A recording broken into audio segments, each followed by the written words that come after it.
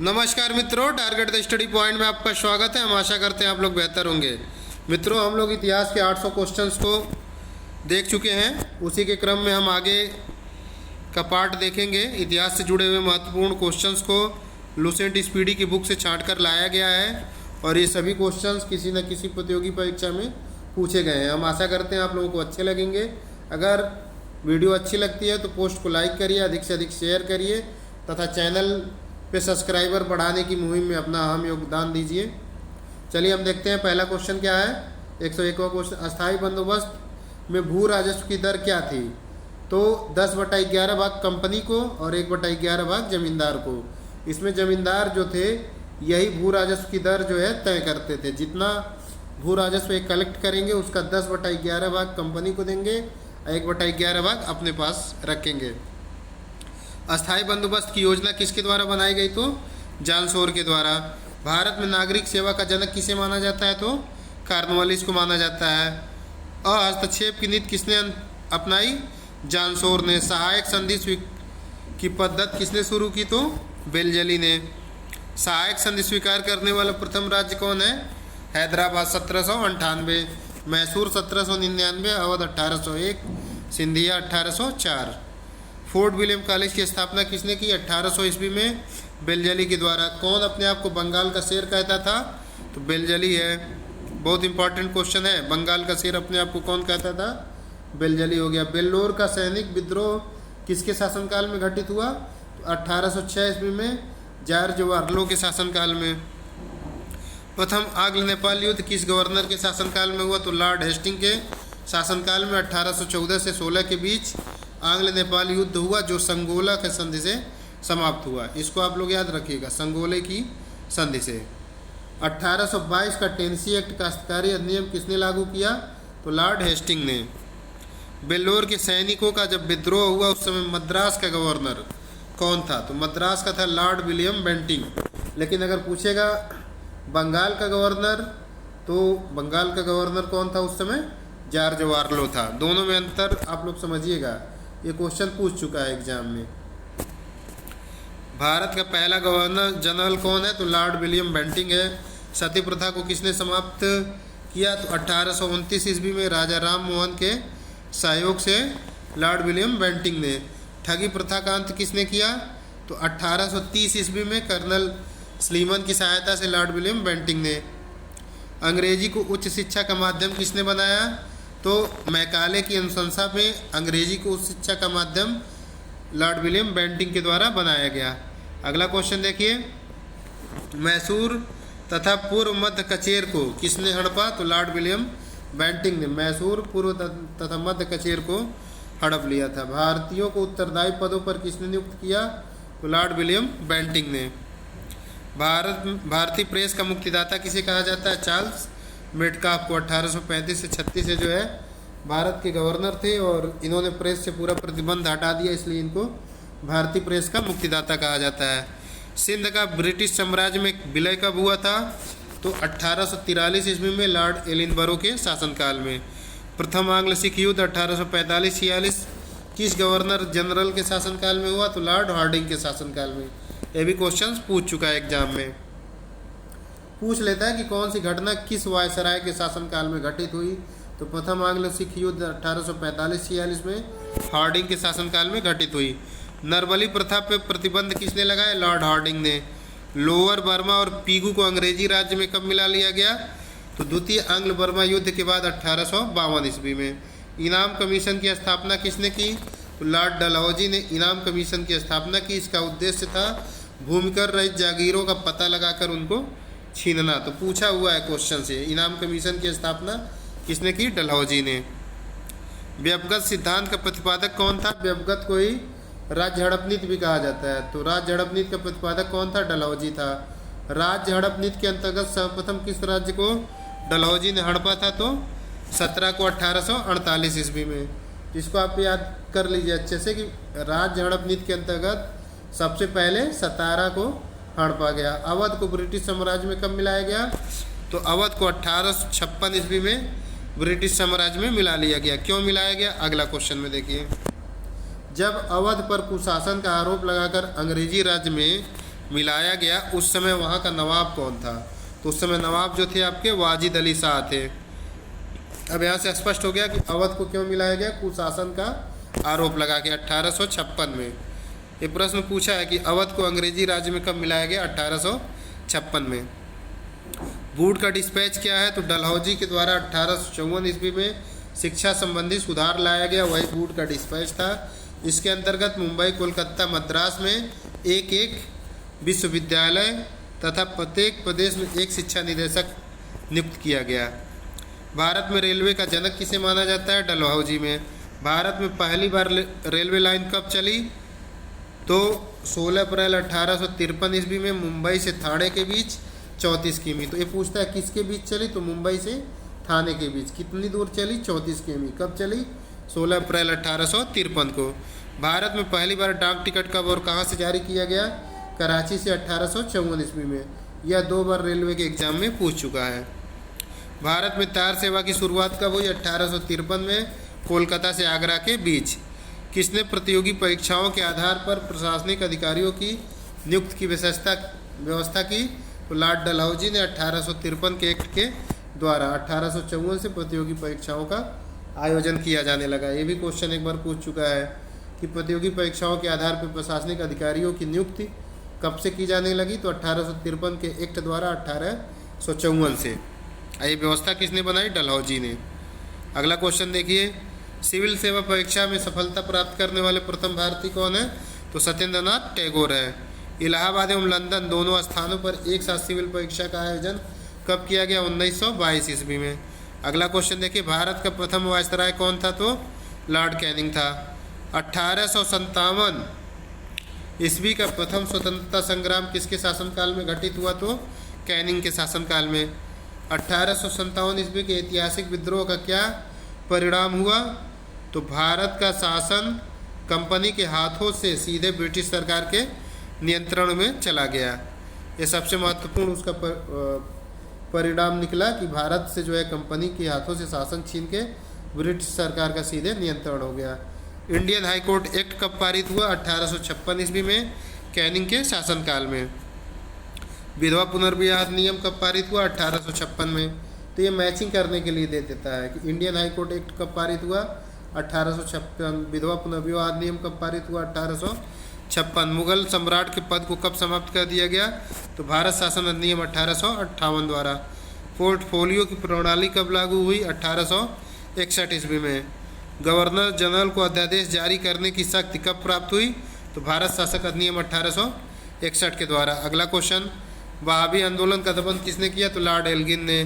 किसे शानदार निष्क्रियता के नाम से जाना जाता है? तो लॉर्ड लॉरेंस को। ये अफगानिस्तान के प्रति एकदम निष्क्रिय था, इसलिए इसको शानदार निष्क्रियता के जनक के रूप में जाना जाता है। इसी के शासनकाल में भूटान ने अंग्रेजी राज्य पे आक्रमण कर दिया था। प्रथम बार जनगणना कब हुई? 1872 में। किसके शासनकाल में? तो उस समय मेयो था। मेरा उद्देश्य करों को हटाना तथा अनावश्यक वैधानिक कार्रवाई को बंद करना, ये कथन किसका है? तो लॉर्ड नाथब्रुक का है। अगला क्वेश्चन, कूका आंदोलन कब और कहाँ हुआ? तो 1874 में, पंजाब में। इसको आप कूपा से याद कर सकते हैं कि कूका आंदोलन पंजाब में 1874। ओवेन मेरिडिथ के नाम से कौन जाना जाता है? तो लॉर्ड लिटन जाना जाता है। महारानी विक्टोरिया को कैसर हिंद की उपाधि से सम्मानित करने के लिए दिल्ली दरबार का आयोजन कब किया गया? 1 जनवरी 1877 ईस्वी में दिल्ली दरबार का आयोजन लिटन के द्वारा किया गया। वर्नाकुलर प्रेस एक्ट कब पारित किया गया? 1878 ईस्वी में, लिटन के द्वारा। यहाँ पूछ सकता है कब पारित किया गया, किसके द्वारा पारित किया गया? तो पारित किया गया 1878 में, लिटन के द्वारा। वर्नाकुलर प्रेस एक्ट का समर्थन किसने किया? तो पायनियर अखबार था, इसने इसका समर्थन किया। पायनियर अखबार के संपादक कौन है? आप लोग कमेंट करके बताइए, ये भी क्वेश्चंस एग्जाम में पूछ चुका है। वर्नाकुलर प्रेस एक्ट किसे प्रतिबंधित करने के लिए लाया गया था? तो सोम प्रकाश समाचार पत्र को। कमेंट करके बताइए सोम प्रकाश समाचार पत्र के संपादक कौन थे? सिविल सेवा परीक्षा की अधिकतम आयु सीमा 19 वर्ष कर दी गई, किसके शासनकाल में? तो लिटन के शासनकाल में। मुस्लिम एग्लो प्राच्य महाविद्यालय की स्थापना किसने की? लिटन ने की। ये भी बहुत महत्वपूर्ण है। मुस्लिम एग्लो प्राच्य महाविद्यालय किसके द्वारा स्थापित किया गया? तो लिटन के द्वारा। 1882 ईस्वी में वर्नाकुलर प्रेस एक्ट को किसने समाप्त किया? तो रिपन ने। स्थानीय स्वशासन की शुरुआत किसने की? रिपन ने। सर्वप्रथम नियमित जनगणना कब आरंभ हुई? 1871 ईस्वी में लॉर्ड रिपन के शासनकाल में। प्रथम कारखाना अधिनियम कब लाया गया? लीटन के द्वारा 1881 ईस्वी में।